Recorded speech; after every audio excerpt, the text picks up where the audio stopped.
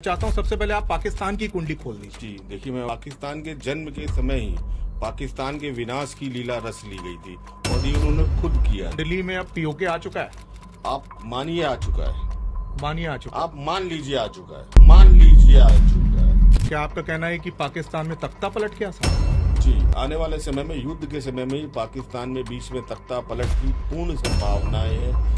तो यहाँ पर ये तो तय है कि ये वॉर के लिए खुद आगे इन्फ्रंट होके ऐसा कुछ ना कुछ करेंगे जो वॉर की कंडीशंस क्रिएट हो। इस वॉर की कंडीशन में होगा इनके साथ क्या कि इनका एक पार्ट और डिवाइड होगा। पहले भी बता चुका हूँ, मैं फिर आपको भी बताना चाहूँगा कि पाकिस्तान में लगभग 54 साल के बाद फिर खुशखबरी आएगी। फिर पाकिस्तान पेट से है, मैंने कहा ही है, और किसी भी वक्त बलूचिस्तान हो सकता है। तैयार रहिए। 2027 से जहां तक पूरी संभावना एस्ट्रोलॉजिकली भारत में वन नेशन वन इलेक्शन की शुरुआत होगी और यहां से भारत की राजनीति में गोरखपुर के मठ से निकलकर एक व्यक्ति दिल्ली में आएगा और वे भारत की राजनीति पर अगले 20 वर्ष, लगभग 20 वर्षों तक एकदम अपनी चरमोत्कर्ष अवस्था में होगा। वो है माननीय, ये कहीं न कहीं भारत को एक महाशक्ति के रूप में उभारेगा।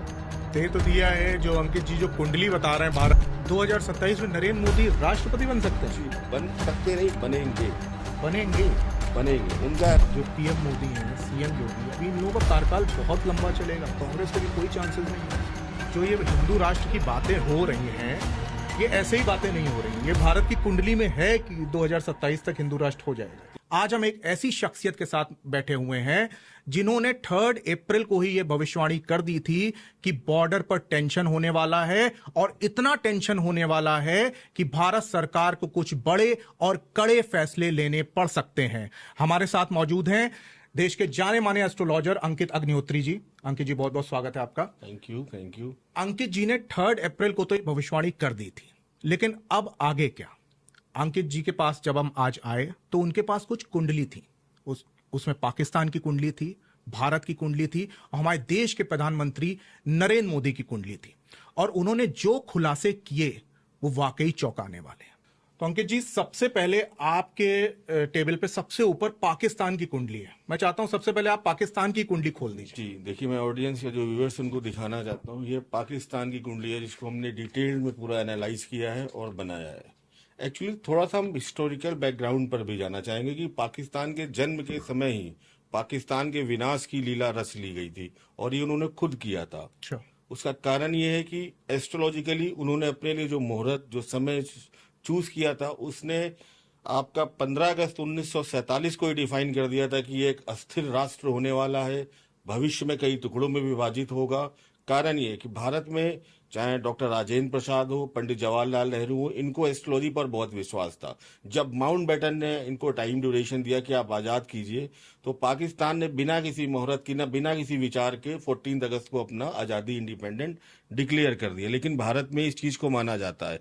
अच्छा। भारत में जो रात को आज़ादी मनाई गई थी 12 बजे और लाल किले पर झंडा फहराया गया, तो वो हिस्टोरिकल रीजन के साथ साथ एस्ट्रोलॉजिकल रीजन था। राजेंद्र बाबू जो हमारे राष्ट्रपति रहे प्रथम, तो हमारे देश के बहुत विख्यात एस्ट्रोलॉजर हुए थे उस समय के, पंडित सूर्य नारायण व्यास। अच्छा। जिन्होंने 1930 में प्रेडिक्शन कर दी थी कि अगस्त 1947 में भारत आजाद होगा। तो उनको कहा गया कि आप एक ऐसे लग्न या एक ऐसे मुहूर्त को डिफाइन करो जिससे कि एक स्थिर देश की रचना हो।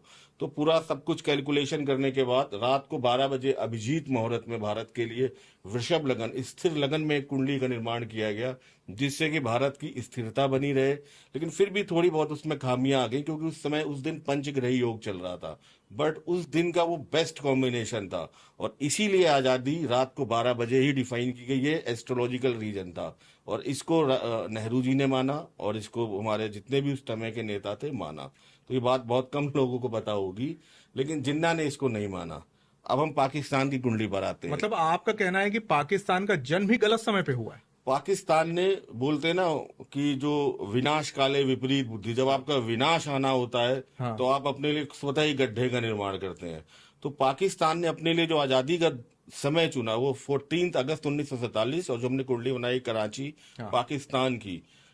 सबसे पहले तो जो उनका लग्न बन रहा है मेष लगन, जो कि चर लगन है, अस्थिर लगन है, तो अस्थिरता को दिखाता है। आप देखिए, जैसे ही आजाद हुआ वहां पर तख्ता पलट होते रहे कंटिन्यू, चुनी हुई सरकारें बर्खास्त होती नहीं। 71 में तो उनके जो पार्टीशन हो गया।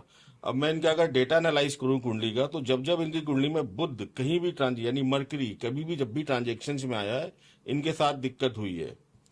जैसे कि अभी हम लास्ट देखें 1965 में जो वॉर हुई थी, 1965 में शनि की इनकी अंतर्दशा चल रही थी, और शनि इनका बुध के नक्षत्र में है, अश्लेषा के द्वितीय चरण में।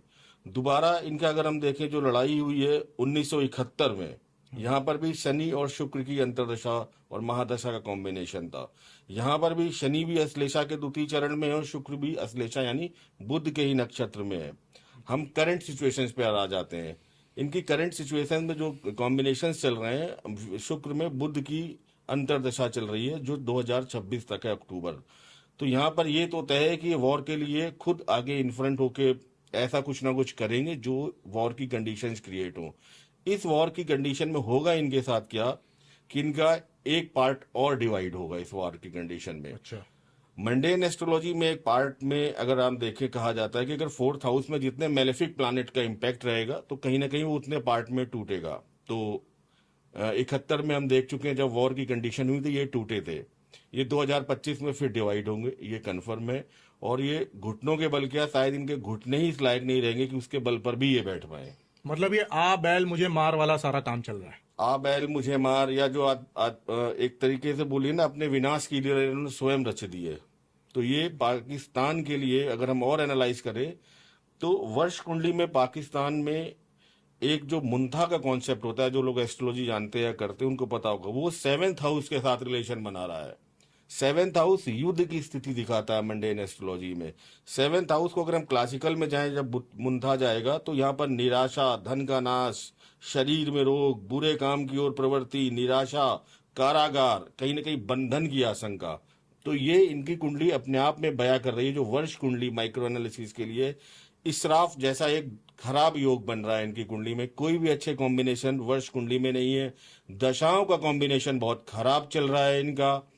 इस समय इनकी कुंडली में शनि 12th हाउस में मूव कर रहे हैं। 12th हाउस में मूव करता हुआ शनि युद्ध और युद्ध से होने वाली हानियों को डिफाइन करता है।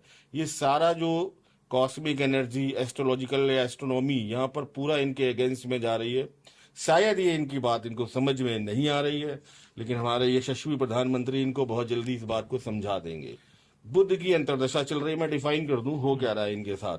बुध की अंतर्दशा 3rd हाउस और 6th हाउस को रिप्रेजेंट कर रहा है इनकी कुंडली में। बुध दिखाता है पड़ोसी देशों से सीमा विवाद या कोई ना कोई टेंशन वो इनके साथ होगी।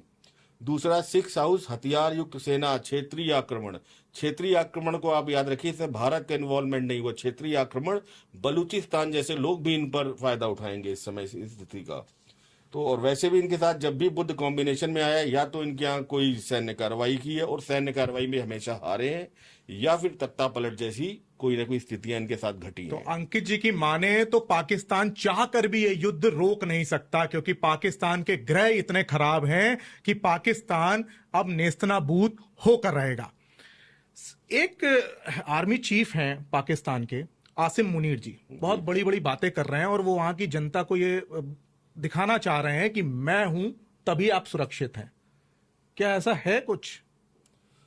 देखिए, आसिम मुनीर ने पूरे पाकिस्तान को मुझे लगता है कि कहीं ना कहीं संकट में डाला है। अच्छा। और आने वाले समय में अगर हम इसको थोड़ा सा और आसिम मुनीर का जो मैंने प्रश्न कुंडली के माध्यम से निकाला है और जो पाकिस्तान की कुंडली से निकाला है, तो आसिम मुनीर साहब कहीं ना कहीं पाकिस्तान के लिए आत्मघाती होने जा रहे हैं। कहीं ना कहीं वहां की राजनीतिक सत्ता के लिए आत्मघाती होने जा रहे हैं और युद्ध की स्थिति को उन्हीं के टाइम में एक्सट्रीम पोजीशन पे ले जाएंगे। और मुझे लगता है कि कहीं ना कहीं ये कुछ बड़ा करेंगे वहां पर राजनीतिक रूप से, जैसा कि पाकिस्तान का इतिहास रहा है कि जब भी ऐसी स्थितियां आई हैं आर्मी हावी हुआ है। तो क्या आपका कहना है कि पाकिस्तान में तख्ता पलट के आसार? जी, आने वाले समय में, युद्ध के समय में ही पाकिस्तान में बीच में तख्ता पलट की पूर्ण संभावनाएं हैं। कहीं ना कहीं मुनीर खान चुनी हुई जो शहबाज शरीफ है उनकी सरकार को हटा के दोबारा से तख्ता पलट करेंगे और ये थोड़ा सा पाकिस्तान के लिए भी अच्छा नहीं है। और ये कहीं ना कहीं यहाँ पर जब पॉलिटिकल प्रेशर नहीं होता है तो युद्ध में स्थितियां थोड़ी सी ज्यादा भयानक हो जाती हैं जब आर्मी इन्वॉल्व होती है। तो कहते हैं ना कि पूरी तरीके से पाकिस्तान की प्लानिटरी कॉम्बिनेशंस ने ऐसी एनर्जीज दे दी है वहाँ के लोगों को, जैसे मुनीर खान, कि ये इसको पूरा खत्म करने में जब तक पाकिस्तान अपने बोलते हैं कि चंद सांसें जब तक उसमें बचेंगी तब तक ही उसको खत्म करते रहेंगे। तो मुनीर खान जरूर कुछ ना कुछ बड़ा करेंगे। पाकिस्तान के प्रधानमंत्री को ये सुनना चाहिए कि वो पाकिस्तान को नहीं बचा रहे हैं, बल्कि वो पाकिस्तान में ही एक षड्यंत्र रच रहे हैं, और ये शहबाज शरीफ की कुंडली के लिए बहुत घातक है। वहां के जो नेता हैं, जो बयान आ रहे हैं, एक नेताजी ने बोला कि अगर जंग बढ़ जाती है तो हम तो इंग्लैंड चले जाएंगे। तो कई नेताओं को ऐसा लग रहा है कि पाकिस्तान में रुकना सही नहीं है, हमें यहां से भाग जाना चाहिए अगर जंग बढ़ती है। ये नेता जो सोच रहे हैं बिल्कुल सही सोच रहे हैं, फैसला सही है ये। मेरे हिसाब से उनके जो नेता सोच रहे हैं, पाकिस्तान के जो लीडर सोच रहे हैं, वो बिल्कुल सही सोच रहे हैं। पाकिस्तान की कुंडली को भी अगर हम एनालाइज करें ओवरऑल, तो वहाँ का थर्ड हाउस जो कि साहस, पराक्रम, एफर्ट्स को दिखाता है, अष्टक वर्ग के हिसाब से बहुत वीक है। वहाँ पर 22 मार्क्स हैं। तो ये इनके जो राजनीतिक लोग हैं, पॉलिटिकल लोग हैं, ये कहीं ना कहीं उतने, मुझे लगता है कि बोलने में ज़्यादा सक्षम है, लेकिन ये करने में उतने सक्षम नहीं है। तो या तो ये स्वतः भाग जाएंगे, या कहीं ना कहीं ये बैक आपके पीछे की ओर अपने आप इनको आर्मी कर देगी। तो ये जो बोल रहे हैं इसको आप बिल्कुल गीदड़ भभकी समझिए, कुछ नहीं करेंगे। यहाँ पर जो इन्वॉल्वमेंट, मैं बार बार बोल रहा हूँ, आर्मी का ज़्यादा रहेगा compare then to political involvement. अच्छा, तो मतलब ये जो, जैसे आप ये वहाँ के सांसद हो गए, बिलावल भुट्टो ने बहुत बड़ी बड़ी बातें की, हम खून की नदियां बहा देंगे, ये सब कर देंगे। तो जिस तरह से आप बता रहे हैं कि आसिम मुनीर एक बहुत बड़ा षड्यंत्र रच रहे हैं, तो मुझे लग रहा है कि उन्हीं के घर में ही ना खून की नदियां बह जाएं। उन्हीं के घर में खून की नदियां बहना, उन्हीं के यहाँ आंतरिक षड्यंत्र होना, जो कि उनका इतिहास रहा है। बिलावल भुट्टो की बात करें तो बिलावल भुट्टो की फैमिली वैसे ही मूव कर चुकी है out of India, sorry out of Pakistan. और जैसे ही स्थितियां और खराब होंगी, बिलावल भुट्टो जैसे नेता सबसे पहले जहाज से कूद के भागने वाले नेताओं में से होंगे।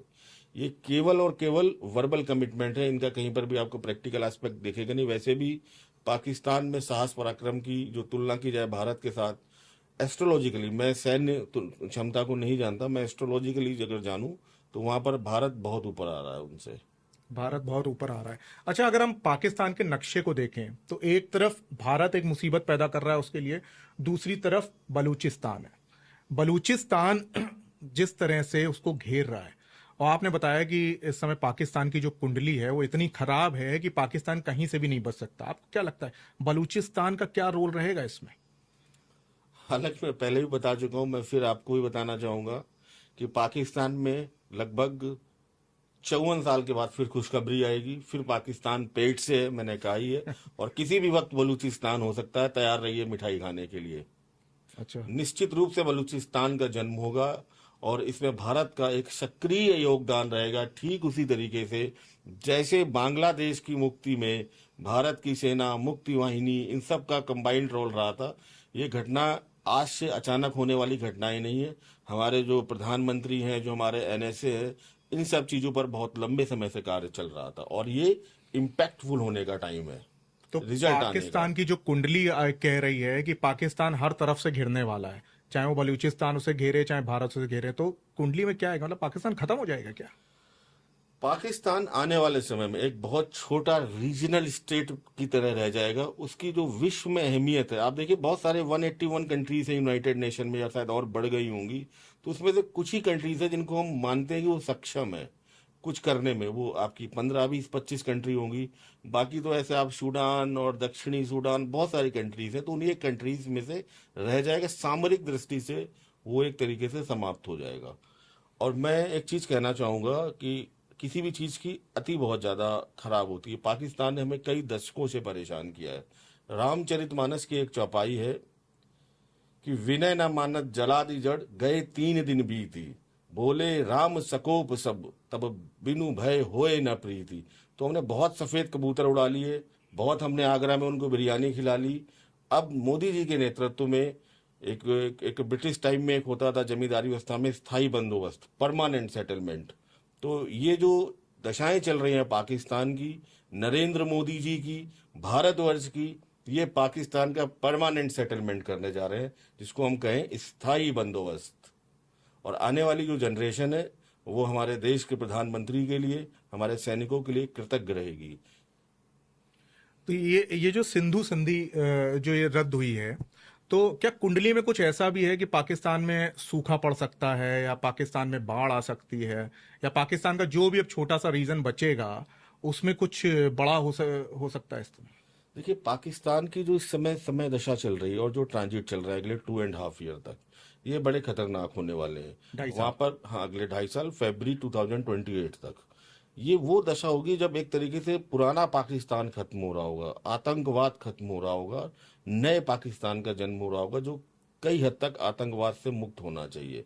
इस समय यहाँ पर गृह युद्ध जैसी स्थितियां रहेंगी, यहाँ पर सूखा, बाढ़, आगजनी, प्राकृतिक आपदाएं ये पाकिस्तान को झेलनी ही पड़ेंगी, क्योंकि परिवर्तन के समय में कई तरीके से कुछ ना कुछ चीजें बदलती है। मतलब पाकिस्तान जो है अपने पड़ोसी देशों से भी घिरेगा और आंतरिक रूप से भी वो प्राकृतिक खोखला हो आपदाएं, जाएगा। गृह युद्ध, क्षेत्रीय आक्रमण, कई चीजों का समापन वहां पर, जैसे कि आज भी वहां पर सरकार में आर्मी, आईएसआई का बहुत इन्वॉल्वमेंट रहता है। तो मैं पाकिस्तान के लिए भी गुड न्यूज देना चाहता हूँ, यहाँ से मोदी जी भारत के लिए ही ठीक नहीं कर रहे हैं, अच्छा। पाकिस्तान के लिए भी ठीक कर रहे हैं कि वहां पर एक राजनीतिक रूप से देश की स्थापना होनी चाहिए।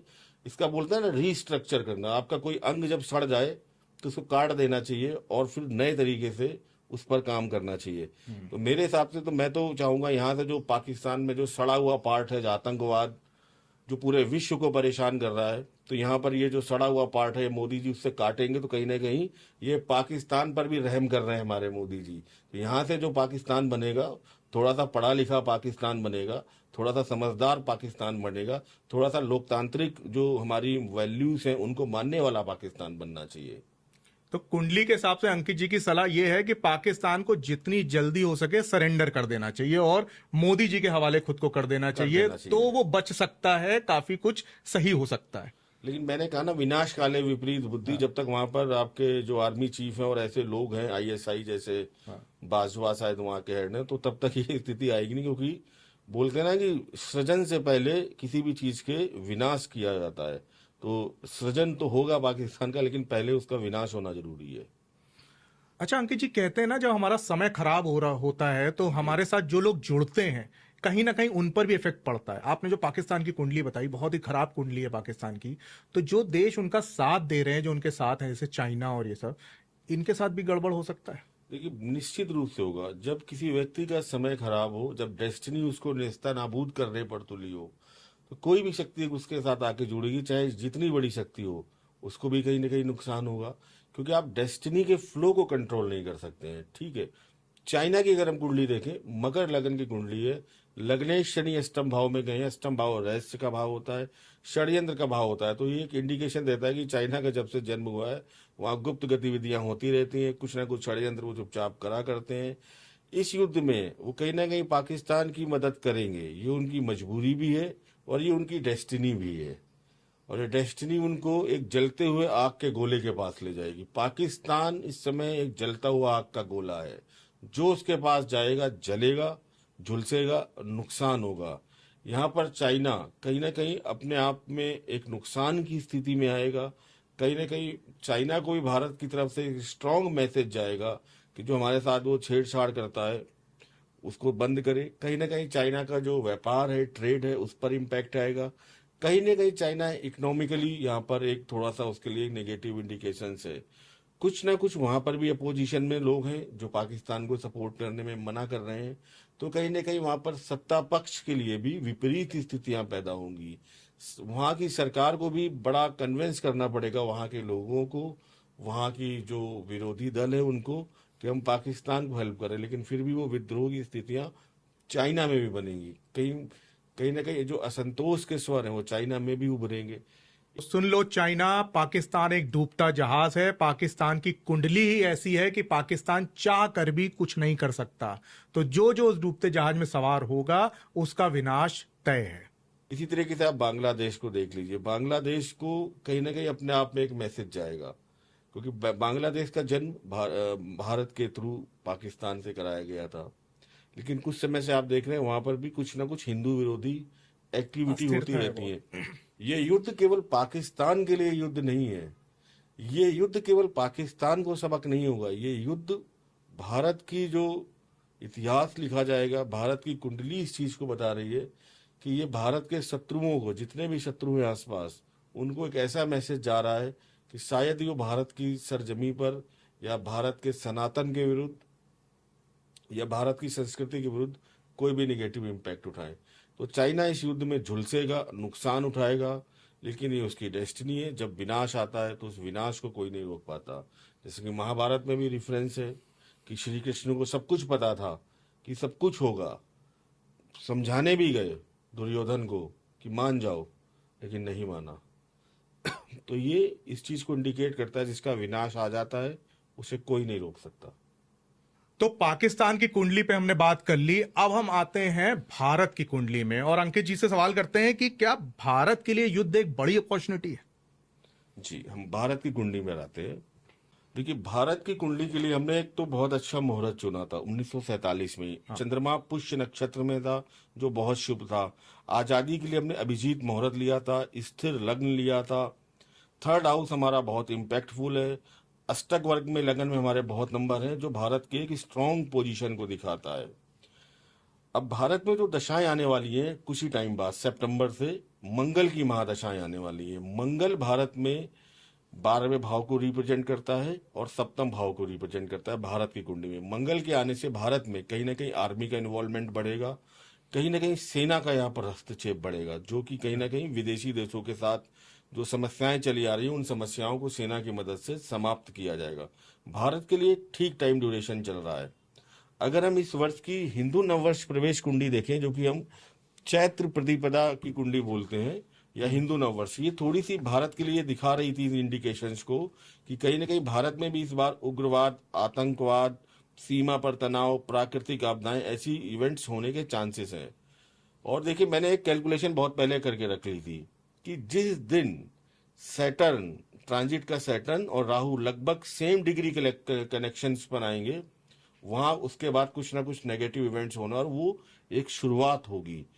तो ये कैलकुलेशन मैंने बहुत पहले कर ली थी। तो 21 अप्रैल को शाम को 6:47:55 पे शनि और राहु सेम डिग्री कनेक्शन पे थे, 2 डिग्री 38 मिनट 36 सेकेंड। ये शाम को क्लोज डिग्री कनेक्शन में आए और शायद 24 घंटे भी नहीं हो पाए, अगले दिन पहलगाम जैसा एक नृशंस हत्या हुई। जहां पर कितने ही लोग 22 अप्रैल को मारे गए।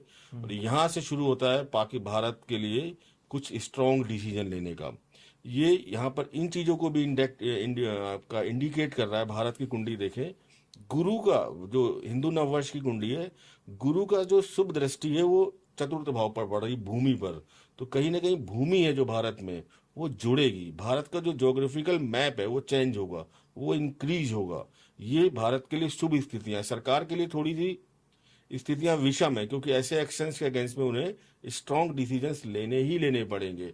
और वो स्ट्रॉन्ग डिसीजंस आपको देखिए होते हुए दिख रहे हैं। मतलब कड़े फैसले अगर लिए जाएंगे तो ये भारत के लिए आने वाले समय में काफी शुभ होगा, अच्छा है, बेहद अच्छा है। और जैसे आपने कहा कि भूमि बढ़ेगी, तो क्या जो नक्शा है भारत का वो बदलने वाला है?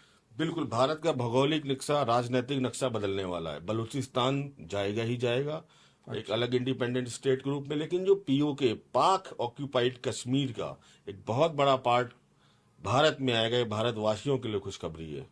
और यहाँ से जो भारत का जो बोलते हैं ना, जो माथा है कश्मीर, ये फिर से एक बार चमकेगा, शाइन करेगा। मतलब भारत की कुंडली में अब पीओके आ चुका है?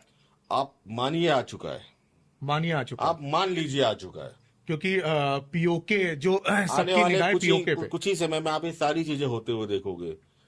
मतलब अंकित जी की कुंडली जो कह रही है कि बस युद्ध तो एक फॉर्मेलिटी रह गई है, पीओके तो आई है, आएगा ही आएगा, आएगा ही आएगा। इस समय भारत की कुंडली में शनि का 11वें भाव में ट्रांजिट चल रहा है। लाभ की स्थिति को दिखाता है 11th हाउस, विदेशी राष्ट्रों के साथ सहयोग को दिखाता है। पूरा विश्व इस समय अगर हम देखें एस्ट्रोलॉजिकली भी, तो 11th हाउस में घूमता हुआ शनि भारत के लिए पूरे विश्व का समर्थन जुटा कर लाएगा। यहाँ पर ये शनि भारत के लिए लाभ की स्थिति लाएगा। भारत की वृषभ लग्न की कुंडली है, टॉरस एसेंडेंट। यहाँ पर सैटर्न वैसे ही योग कारक हो जाते हैं, तो भारत के लिए तो अति शुभ है ये ट्रांजिट। जहां पाकिस्तान के लिए विनाश की लीला लिख रहा है, वही भारत के लिए एक सृजन और एक उज्जवल भविष्य को दिखा रहा है।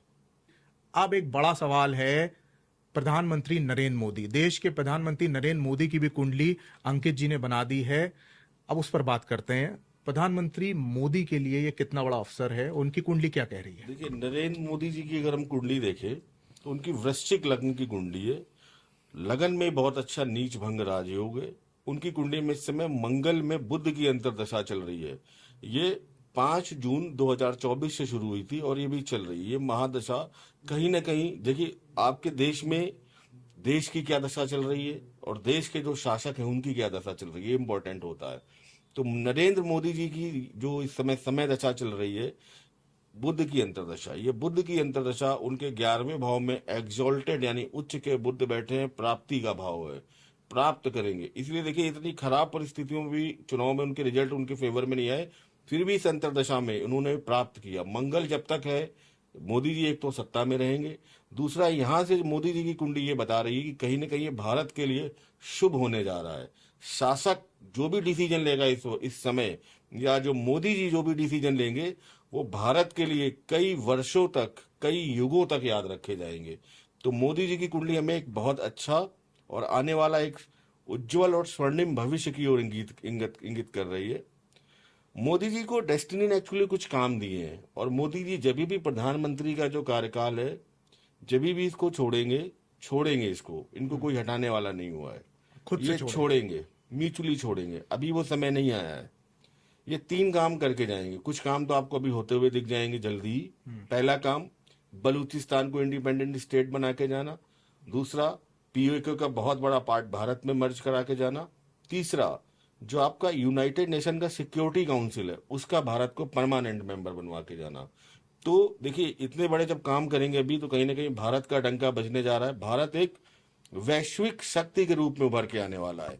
जब वैश्विक शक्ति के रूप में उभर के आएगा तो बड़े बड़े देश इसके आगे नतमस्तक होंगे। भारत सुरक्षा परिषद का स्थायी सदस्य जरूर बनेगा, इस बात को आप नोट कीजिए।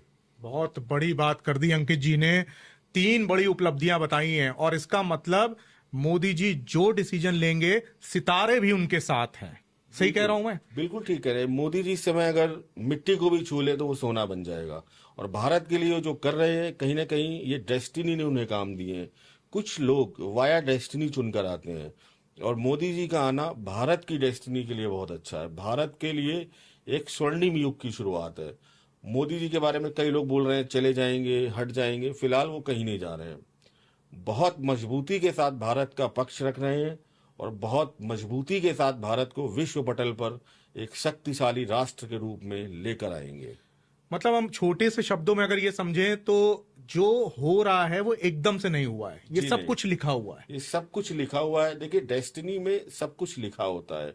हमको लगता है कि हम कर रहे हैं, बट करने वाला कोई है। मैं एक एग्जांपल देता हूँ आनंद पिक्चर का, कई बार, कि हम सब रंगमंच की कठपुतलियां हैं हाँ।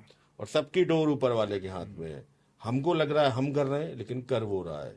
तो मोदी जी को चुना गया है। मोदी जी के बाद एक और ऐसी शख्सियत आएगी भारत में जो पूरे भारत का काया पलट कर देगी। उस पर भी हम बात करेंगे, उस पर भी हम बात करेंगे। जी। अच्छा, ये बताइए कि दुनिया में भारत की जो छवि बनी है मोदी जी के आने के बाद, वो तो बनी है, इस युद्ध के बाद भारत की क्या छवि होगी दुनिया में? इस युद्ध के बाद अगर मैं सबसे पहली चीज बोलूं, भारत का वैश्विक स्तर पर डंका बजेगा। भारत एक, बोलते हैं ना, एक आइडियोलॉजी निकल कर आएगी भारत की, कि जो देश कभी सफेद कबूतर उड़ाता था, अच्छा। जहां पर चाइना ने 62 में हमारी जमीन ले ली थी, हम केवल रो के रह गए थे और हमारे प्रधानमंत्री को संबोधन करना पड़ा था कि अब आपकी किस्मत आपके हवाले। लेकिन ये मोदी जी हैं। यहाँ पर अगर भारत की 1 इंच भूमि पर भी खतरा आएगा तो पड़ोसी देश को नेस्ता नाबूद करके जो मैसेज, मैं तो कह रहा हूँ, दे दिया है मोदी जी ने। मैं भविष्य देखकर बोल रहा हूँ कि जो पड़ोसी देश को नेस्ता नाबूद करके मैसेज दे दिया है पूरे विश्व को, ये कहीं ना कहीं भारत को एक महाशक्ति के रूप में उभारेगा। दे तो दिया है। जो अंकित जी जो कुंडली बता रहे हैं भारत की, उस हिसाब से तो पीओके मिल गया है हमें। बस ये जो है, ये युद्ध एक फॉर्मेलिटी है जिससे पीओके अपने पास आ जाएगा और भारत का दायरा बहुत बढ़ जाएगा। अंकित जी ने ये भी बताया कि दुनिया में जो है भारत की जो छवि है वो बहुत अलग होने वाली है। मतलब भारत जो है, भारत की डिफेंड करने वाली छवि नहीं रहेगी, भारत की आक्रमण करने वाली छवि बनने वाली भारत है। देखिए शांति प्रिय देश है। हम सामान्यतः किसी की भूमि की तरफ नजर उठाकर नहीं देखते, लेकिन आज के बाद से ये होगा कि कोई भी हमारी भूमि की तरफ नजर उठाकर नहीं देखेगा। ये मैसेज पूरे विश्व को जाना बहुत जरूरी था और शायद कई दशकों से नहीं गया था। मैंने भी रामचरितमानस की चौपाई का भी रेफरेंस किया था कि जब आपका बहुत दिन हो गए हम हाथ जोड़कर खड़े रहे कई दशकों तक कि भाई मान जाइए, मत कीजिए, कारगिल 65 71 कितना झेले हम अपनी छाती पर। तो ऐसे सूरमा आते हैं जब पूरा इतिहास बदल देते हैं, और ये सूरमा नरेंद्र मोदी जैसे ही लोग हैं, शूरवीर। तो मतलब भारत की अब वो छवि बनने वाली है कि छेड़ोगे तो छोड़ेंगे नहीं, ये हम कहते आ रहे हैं, लेकिन इस युद्ध के बाद ये दुनिया समझ जाएगी कि इनको छेड़ना भारी पड़ सकता है। 2027 का एक इरा भारत में आएगा, अच्छा। जहां से भारत में स्वर्णिम हिंदू राष्ट्र या सनातन की जो पताका है, इसको लेके एक व्यक्ति चलेगा और अगले 20 साल तक एक्सट्रीम पोजीशन पर भारत में सनातन को ले जाएगा। ना उसके पीछे कोई होगा और ना उसके आगे कोई होगा। और 2027 से भारत की कुंडली दिखा रही है, भारत डेफिनेटली हिंदू राष्ट्र बनेगा। निश्चित रूप से सनातन अपनी चरमोत्कर्ष अवस्था पर जाएगा। भारत को अभी हम विश्व गुरु कहते हैं, हम विश्व गुरु होंगे भी। भारत में जो लोग नौकरी करने टेक्नोलॉजी के लिए आपके कैलिफोर्निया जाते हैं, लोग आने वाले समय में कैलिफोर्निया से भारत में काम करने आएंगे। भारत तकनीक में बहुत उन्नत होगा, आईटी सेक्टर में भारत नंबर 1 बनेगा। केवल सनातन ही नहीं, भारत की एक तरीके से सभी आयामों में या सभी दिशाओं में बहुत उन्नति होगी। अभी मंगल की महादशा रहेगी भारत में 2032 तक। 2032 के बाद भारत में अगले 1947-48 तक लगभग राहु की महादशा रहेगी। राहु भारत की कुंडली में लगन में बैठा है, उसका डिस्पोजिटर वीनस बहुत अच्छी कंडीशन में बैठा है। तो ये कहीं ना कहीं भारत को आईटी सेक्टर में, टेक्नोलॉजी में, एआई में, एमएल में बहुत टॉप पोजीशंस पे ले जाएगा। और शायद इस समय भारत सोने की चिड़िया और विश्व गुरु के साथ आगे बढ़ रहा होगा। और इस समय मैं फिर से कहूंगा, सनातन की पताका एकदम अपनी चरमोत्कर्ष अवस्था में होगी। मतलब आप जो कह रहे हैं, तो इससे हम ये समझे कि जो ये हिंदू राष्ट्र की बातें हो रही हैं, ये ऐसे ही बातें नहीं हो रही, ये भारत की कुंडली में है कि 2027 तक हिंदू राष्ट्र हो जाएगा। देखिए, जो होना होता है उसकी जो आभास होता है वो में पहले से ही हो जाता है। देखिए, जैसे सुबह होनी है तो आप देखिए, सुबह अचानक नहीं होती कि 6 बजे सुबह हो गई। 4 बजे से ही सूर्य की किरणें हमें दस्तक देना शुरू कर देती हैं। आसपास के पशु पक्षी हमें आभास देना शुरू कर देते हैं कि सुबह होने वाली है। तो कहीं ना कहीं हिंदू राष्ट्र की जो सुबह है वो होने वाली है। इसका आभास हर भारतीय के मन में, हर सनातनी के मन में होना शुरू हो चुका है। भारत की कुंडली में निश्चित रूप से ये योग है, ये कॉम्बिनेशन है, मेरी प्रेडिक्शन है। और मैं आप सब देखेंगे भारत को एक हिंदू सनातन राष्ट्र के रूप में उभरते हुए। अच्छा, आपने जो पीएम मोदी की कुंडली बनाई है, तो जब ये हिंदू राष्ट्र होगा तो कुंडली में क्या कुछ ऐसा है कि पीएम मोदी का तब क्या रोल होगा? 2027 में भारत में एक बड़ा राजनीतिक परिवर्तन होगा। अच्छा। उन राजनीतिक परिवर्तनों में से मैं पहले भी प्रेडिक्ट कर चुका हूं, 1 नेशन 1 इलेक्शन की थ्योरी चल रही है। 2027 में यूपी में भी इलेक्शन है। 2027 से जहां तक पूरी संभावना एस्ट्रोलॉजिकली भारत में 1 नेशन 1 इलेक्शन की शुरुआत होगी।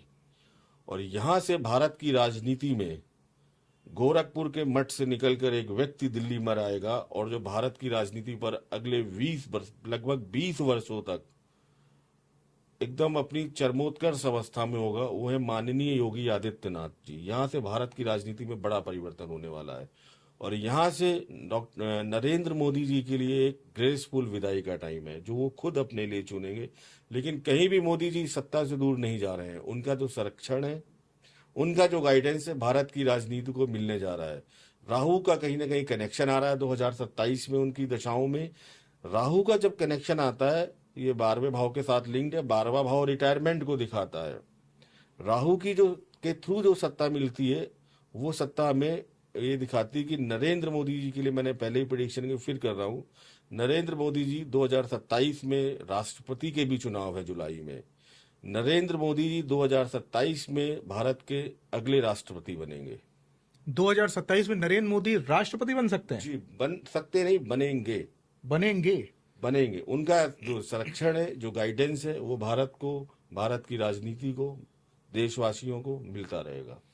तो आप जो भविष्यवाणी कर रहे हैं कि 2027 में सीएम योगी की बड़ी भूमिका हो सकती है, वो देश में दिल्ली आएंगे सीएम योगी, और पीएम मोदी की ग्रेसफुल विदाई होगी।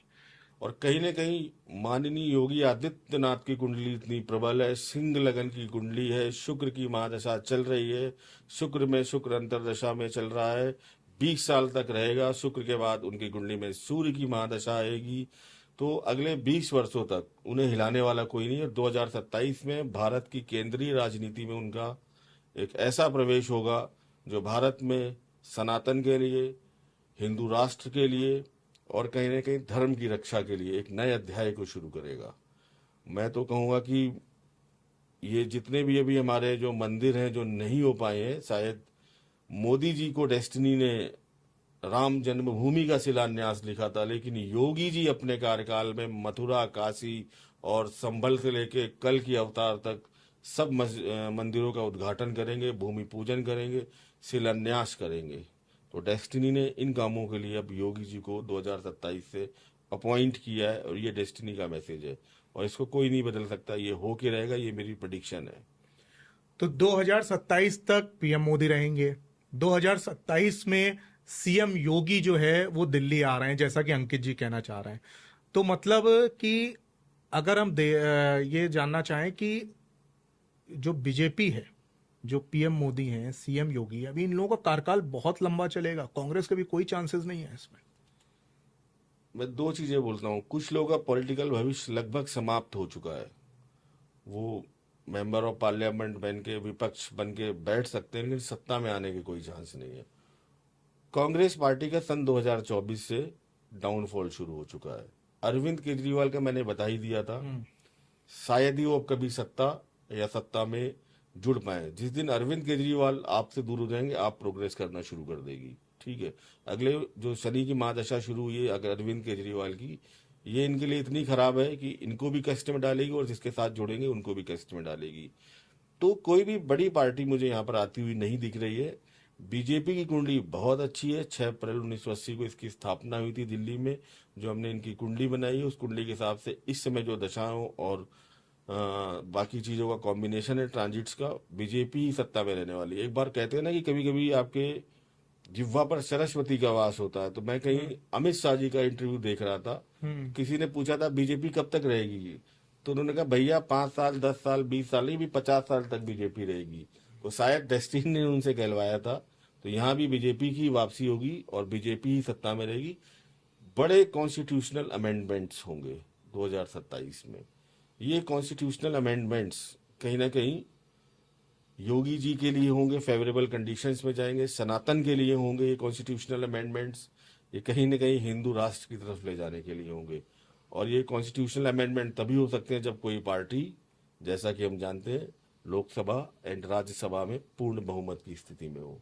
तो बीजेपी निश्चित रूप से राज्यसभा और लोकसभा दोनों में ही पूर्ण बहुमत की स्थिति में रहेगी। मतलब भारत के 2027 बहुत बड़ा साल होने वाला है, बहुत बड़ा मेजर इवेंट वाला साल है, मेजर इवेंट वाला साल है। इसमें बड़े राजनीतिक घटनाक्रम होंगे। कई जो सरकारें उनको हटा के वहां से फिर से इलेक्शन कराया जाएगा, क्योंकि उस टाइम 1 नेशन 1 इलेक्शन चल रहा होगा। तो कई प्रतिरोध होंगे क्षेत्रीय स्तर पर भी, लेकिन इन सबको कहीं ना कहीं कंट्रोल करके भारत में एक व्यवस्था स्थापित की जाएगी जो सनातन के लिए एक नई परंपरा के रूप में शुरू होगी। तो सुना आपने, जो पाकिस्तान कर रहा है, जो होने जा रहा है पाकिस्तान के साथ, उसमें पाकिस्तान का खुद का ही वश नहीं है। अंकित अग्निहोत्री ने जिन्हें जो कुंडली निकाली है, उस कुंडली में पाकिस्तान के ग्रह इतने खराब हैं कि पाकिस्तान का विनाश कोई रोक ही नहीं सकता। नमस्कार।